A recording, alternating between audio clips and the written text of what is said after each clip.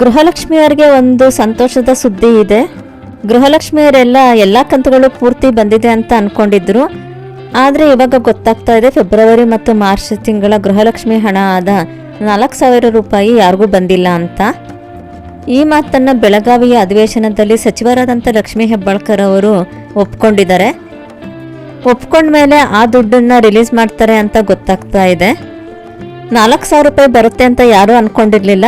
ಇವಾಗ ಫೆಬ್ರವರಿ ಮತ್ತು ಮಾರ್ಚ್ ತಿಂಗಳ ಬಾಕಿ ಇರೋವಂಥ ಹಣ ಬಿಡುಗಡೆ ಆಗ್ಬೋದು ಅಂತ ಅನ್ನಿಸ್ತಾ ಇದೆ. ಇನ್ನು 24ನೇ ಕಂತು ರಿಲೀಸ್ ಆಯ್ತಾ ಏನು ಅಂತ ಅಧಿಕೃತವಾಗಿ ಯಾವುದೇ ಮಾಹಿತಿ ಬಂದಿಲ್ಲ. ಆದರೆ ಕೆಲವರು 24ನೇ ಕಂತು ಬಂತು ಅಂತ ಹೇಳ್ತಾ ಇದ್ದಾರೆ. ಅವರ ಖಾತೆಗೆ ಒಟ್ಟು 46,000 ಬಂದು ಅದರ ಮೇಲೆ ಮತ್ತೆ 2,000 ಬಂದರೆ ಅದು 24ನೇ ಕಂತು ಬಂತು ಅಂತ ಗೊತ್ತಾಗುತ್ತೆ. ಅಂದರೆ ಒಬ್ಬರಿಗೆ ಒಟ್ಟು 48,000 ರೂಪಾಯಿ ಗೃಹಲಕ್ಷ್ಮಿ ಸ್ಕೀಮ್ ಶುರುವಾದಾಗಿಂದ ಬಂದಿದ್ದರೆ ಆವಾಗ 24ನೇ ಕಂತು ರಿಲೀಸ್ ಆಗಿದೆ ಅಂತ ಗೊತ್ತಾಗುತ್ತೆ. ಇನ್ನು ಆಗಸ್ಟ್ವರೆಗೂ ಗೃಹಲಕ್ಷ್ಮಿ ದುಡ್ಡನ್ನು ಬಿಡುಗಡೆ ಮಾಡಿದ್ದೀವಿ ಅಂತ ಹೇಳ್ತಾ ಇದ್ದಾರೆ. ಹಾಗಿದ್ರೆ ಸೆಪ್ಟೆಂಬರ್, ಅಕ್ಟೋಬರ್, ನವೆಂಬರ್ ತಿಂಗಳ ಬಾಕಿ ಹಣ ಬರಬೇಕಾಗಿದೆ. ಫೆಬ್ರವರಿ ಮತ್ತು ಮಾರ್ಚ್ ತಿಂಗಳ ಬಾಕಿಯನ್ನು ಸೇರಿಸ್ಕೊಂಡ್ರೆ ಒಟ್ಟು 5 ತಿಂಗಳ ಹಣ 10,000 ಬರಬೇಕಾಗತ್ತೆ.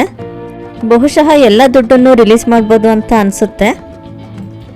ಒಟ್ಟು ಬಾಕಿ ಹಣ 10,000 ಒಟ್ಟಾಗಿ ಬರ್ಬೋದು, ಇಲ್ಲ ಕೆಲವು ಕಂತುಗಳಲ್ಲಿ ಬರ್ಬೋದು.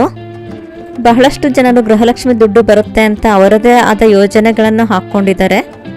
ಅವ್ರಿಗೆಲ್ಲ ಗೃಹಲಕ್ಷ್ಮಿ ದುಡ್ಡು ಬೇಗ ಬರಲಿ ಅಂತ ಆಶಿಸ್ತೀನಿ. 23 ಕಂತುಗಳೇ ನಿಮ್ಮ ಖಾತೆಗೆ ಬಂದಿರುವಾಗ ಇನ್ನು 5 ಕಂತುಗಳು ಬರೋದ್ರಲ್ಲಿ ಯಾವುದೇ ಅನುಮಾನ ಇಲ್ಲ. ಸ್ವಲ್ಪ ತಾಳ್ಮೆ ಬೇಕು ಅಷ್ಟೇ, ಆದರೆ ಅಕೌಂಟ್ಗೆ ಬರುತ್ತೆ. ಬೇಗ ಬರಲಿ ಅಂತ ನಾನು ಆಶಿಸ್ತೀನಿ.